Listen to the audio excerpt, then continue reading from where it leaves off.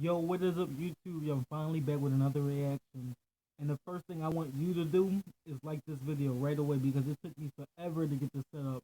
I'm not really I'm good with electronics, but like this crap, no. This is like trying to set this screen up that you're looking at right now. This is different than what my usual reactions. But I want y'all to see the video more. And this is like a really a story video. Is not going to really. I don't think it's going to be really a video. It's going to be the guy talking.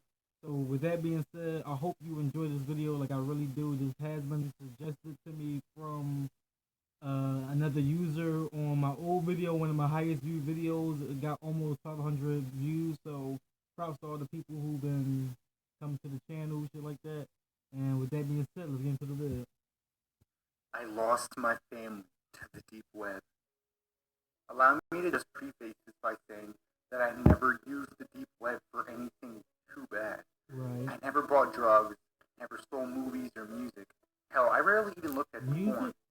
I had the most generous wife you could ever imagine. Download the app. I honestly didn't need porn with a woman like that in my life. I always have been fascinated by computers and the internet ever since I can remember. I'm now 27 and I had just gotten my first computer. I came from a dirt broke family. My parents both worked dead-end jobs to support us. Thankfully, they raised my sister and I to work hard. We both went to college and got decent jobs. She became a nurse and moved to New York. I majored in history and eventually became a teacher at a well-paying high school out in Tennessee.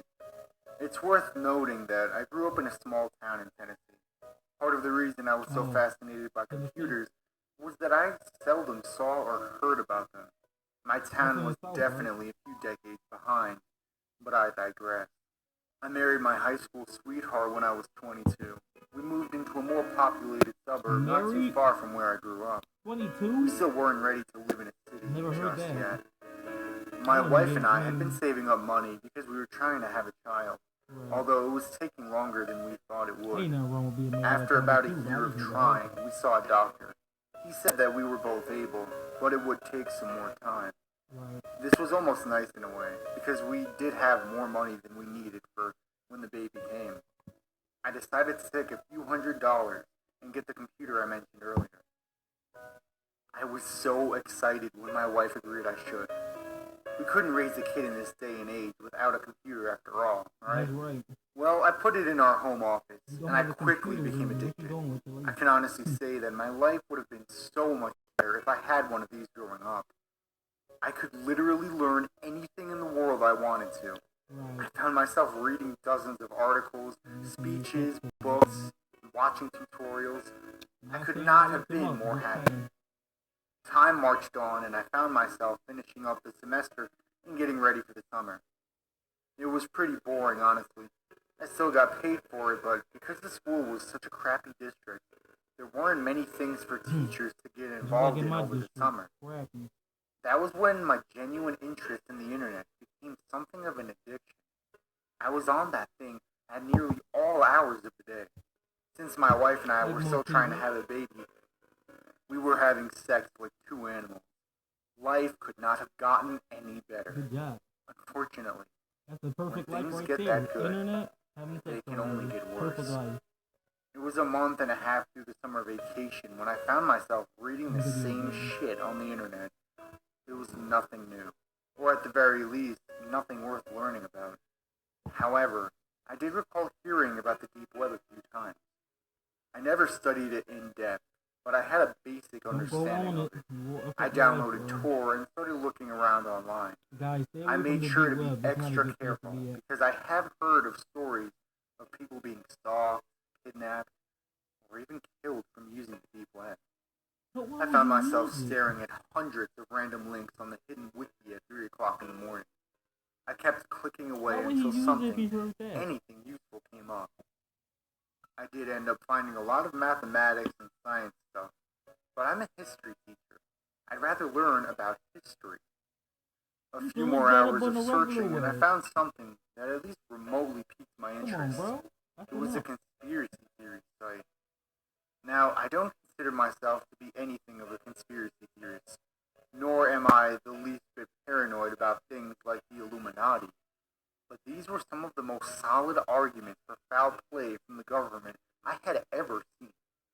There were classified documents, in-depth research, and an overwhelming amount of evidence for almost every theory I saw. Don't get me wrong, there were a few that seemed a bit far-fetched, but a solid 90% of them made some damn good arguments. Eventually, I couldn't hold my eyes open any longer, and I had to go to bed. I powered down my computer, and as quiet as a mouse, crawled into bed with my tender, loving wife. I felt a bit of a void between us, though. She never had the lust for knowledge like I did, and if I were ever to tell her about the crazy and interesting things I read online, she'd playfully tease me that she was falling asleep, or something to that effect. The next day, I was right back on the deep web, looking for new things to widen my worldview. Nearly an hour had gone by, and all I found was a bunch of broken links. I was about to sign off when a box appeared on the corner of my screen with a link in it.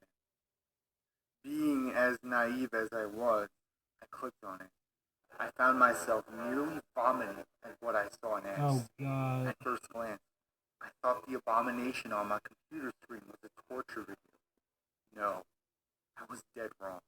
What was it? A gagged and bound toddler was covered in urine and blood, was softly sobbing as a man with a Guy Fawkes mask looked toward the camera doing a strange dance, almost as if to show off. What was he doing? To my horror, I realized it was a live feed hooked up to a webcam with a live chat box on the side. It took a few minutes for the shocking realization to fully wash over me. I tried collecting myself. I foolishly started to read what was in the chat box. The most horrid and disgusting thing you can imagine were being requested. I had a hard time believing that real people were behind a keyboard somewhere in the world typing these things. Yeah, please. I really don't want to go into too much more detail about what they were saying. I'm going to let you fill in the blank from there. Suddenly dawned on me that I could just close this shit and be over with it. I jolted the mouse and clicked the X on the page, but nothing happened. I felt my stomach drop. What the hell is going on? I kept asking myself. I'd never heard about anything like this happening. I was about to manually reboot my computer when the man from the video stream called out my full name. Leaving so soon, John Edwards. Off to teach another history lesson at that dinky little shithole you call a high school. That's when you I had no idea what to do. I clicked every button on the computer, keyboard, and mouse. No matter what I did, there was no reaction. I heard him start reading off my credit card information, and I had enough.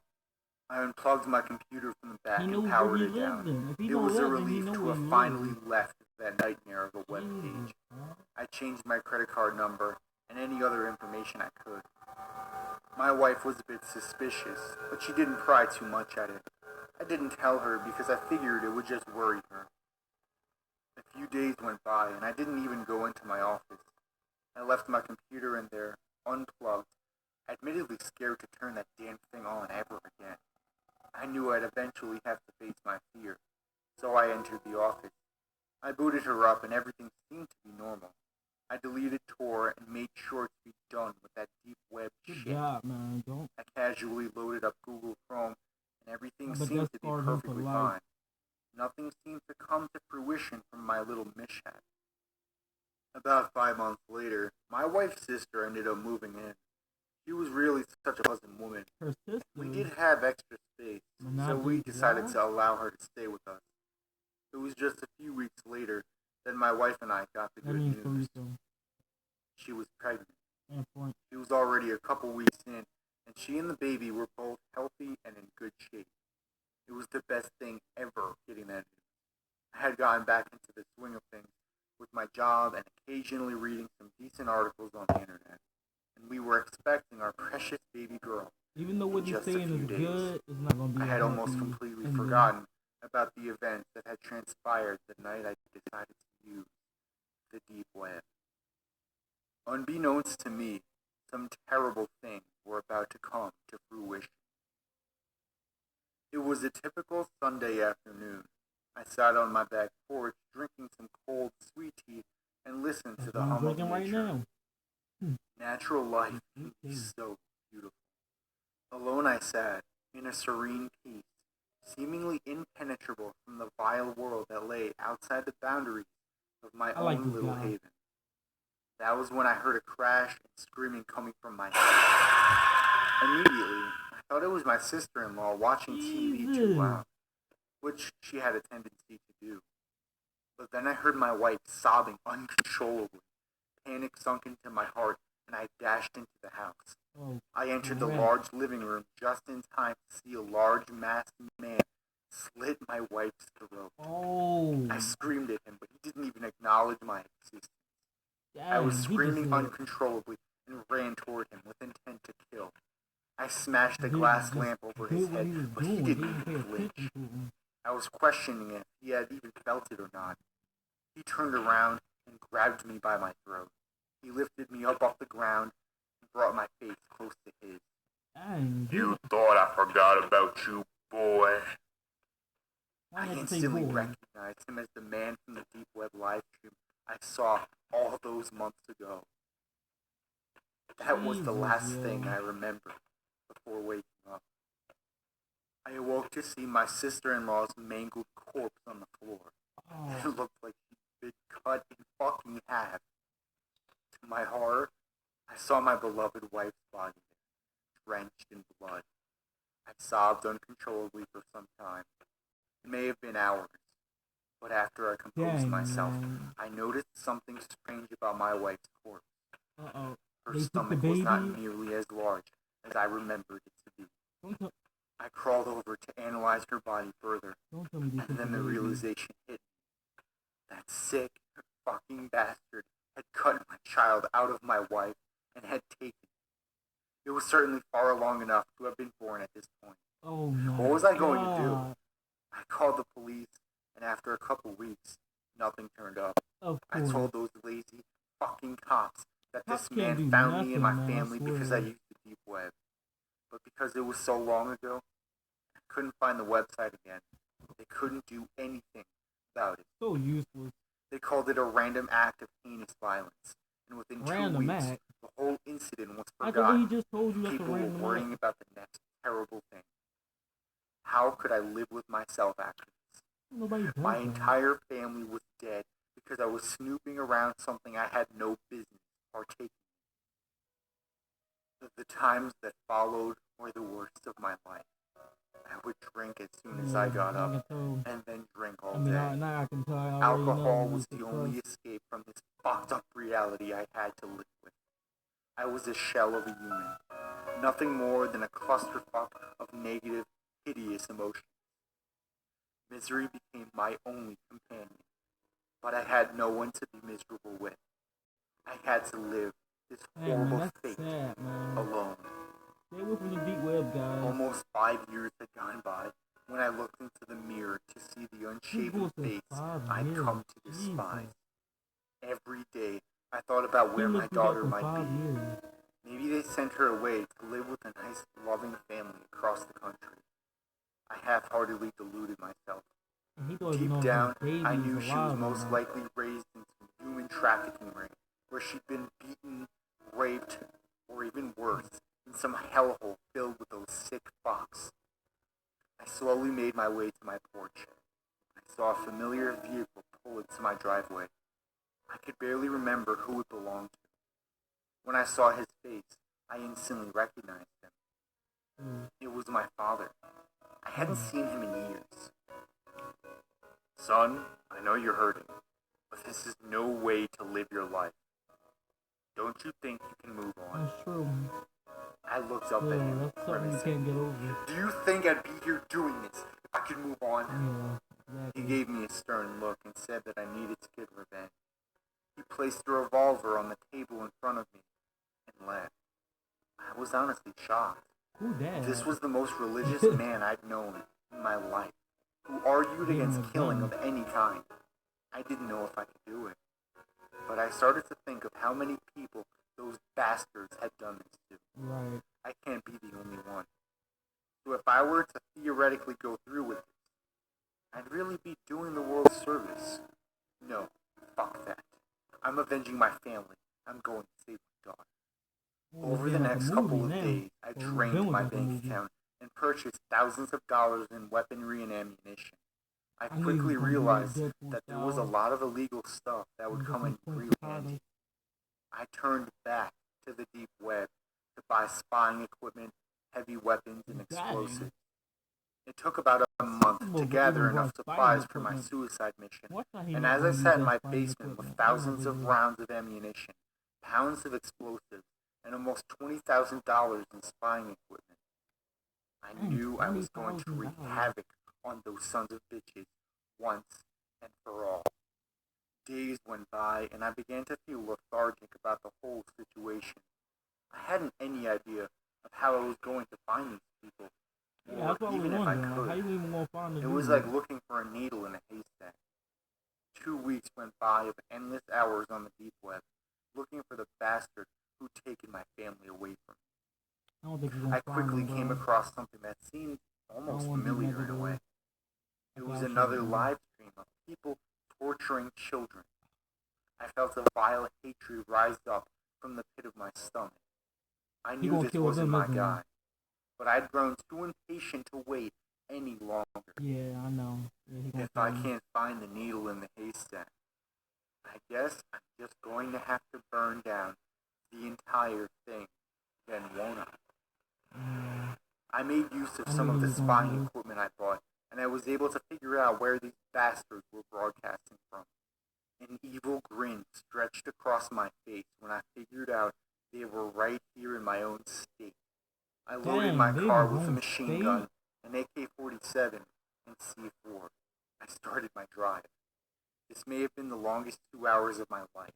I was so excited to finally kill some of these sick, disgusting people. Like this, bro. After almost taking a wrong turn, I found the rusty old barn house the torture porn was being broadcasted from. There was surprisingly only a few people there. A total of 4 men were running this operation. I watched for a while, but they never came out of the barn house. With my AK-47 in hand, I made my way to the entrance. I could see them raping a small boy, no older than 12. God. He was crying hysterically and covered in blood. Oh, Jesus. They were completely oblivious to me. I aimed my rifle sight down. Admittedly, it took me a minute to actually pull the trigger. Actually pulling it was much harder than I thought it would be. Yeah. But seeing these sickos violate this defenseless child made me realize these people really were better off dead. That's right. I opened fire and screamed, "Fuck you!" From what I could tell, at least 2 of them were dead. 1 was shot, but alive, and the 4th noticed quickly enough and got behind a truck. He had a pistol on him and fired back at me. This guy must have been legally blind or something, because he missed pretty damn bad. Minutes went by, and I slowly crept around to the other side of the building. The one with the gun was screaming at the other one to get up, but he was clearly unable. I got as close to the other gunman as I could, in preparation to kill him. I aimed my sight down, but I must have made a noise, because he heard me. He spun around and shot. The bullet nearly grazed my skull. The shot was deafening. I ran toward him, expecting him to have had just fired his last shot. He had, and I put the bullet through that motherfucker's head. I stood over his bloody corpse for a minute. I wanted to spit on him, but I didn't want to leave any evidence for the cops, so I resisted the urge. I walked over to the bloodied one I shot earlier, laughing as I did. I placed my boot on his throat. He kept begging for his life, but there was a better chance of hell freezing over before I spared him. Right. I made sure his last minutes on this earth were as miserable as they could be. I wanted to beat his ass. Glaring down at this sick man, I knew I was doing the right thing. I knew I was ridding the world of scum. Right. Please, I want to don't kill me. Something. This wasn't my idea. What did you fucking say? You have the nerve to try and talk your way out of your inevitable death. How dare you? Sound like an I pulled my leg back, and in one swift motion, I kicked his skull in. His gray matter spilled all over the floor. His gray matter. The ride home seemed to drag on for hours. I'd heard so many things about having PTSD after killing people.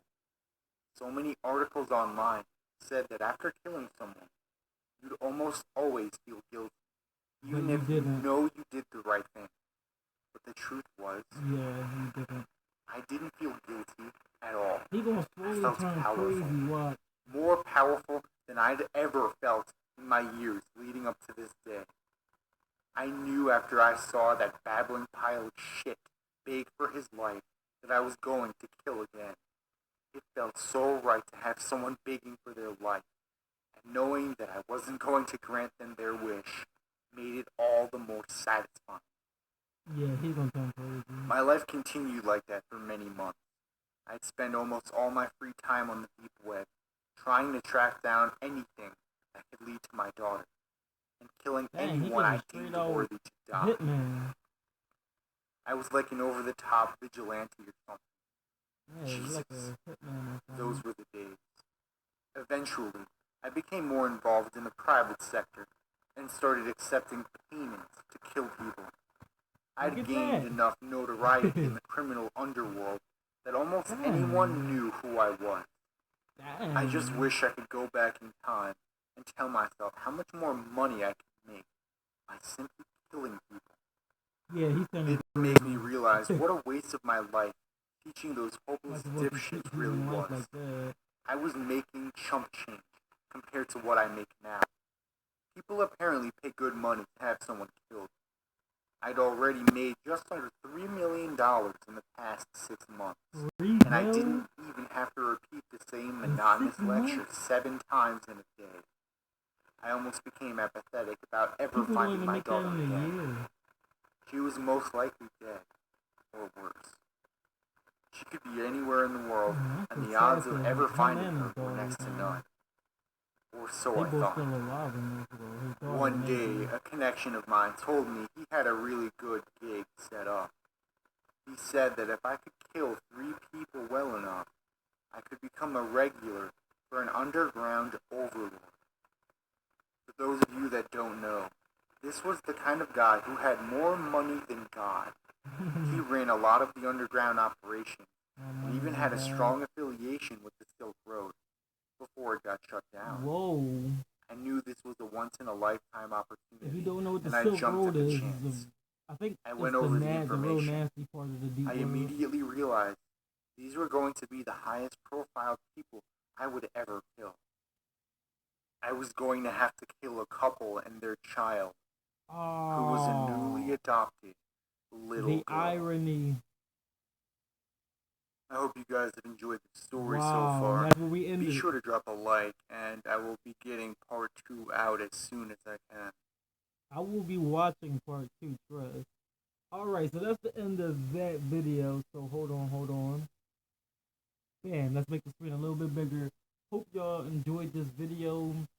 This was requested. I don't know if I said that at the beginning of the video, but this was requested from some guy on my highest view video. So check that out if you can. Shouts out to you. I think his name was Uber or something. So yeah, shouts out to you. This joint was crazy, and I will be doing part 2. If this video does good enough, I will do part 2 pretty soon. If this video does good in the next 24 hours, and if not, then I'll still do it anyway. So with that being said, please leave a like, subscribe, and share. Make sure you check out my gameplay videos that I do. I do tons of games. I did a couple gameplays now.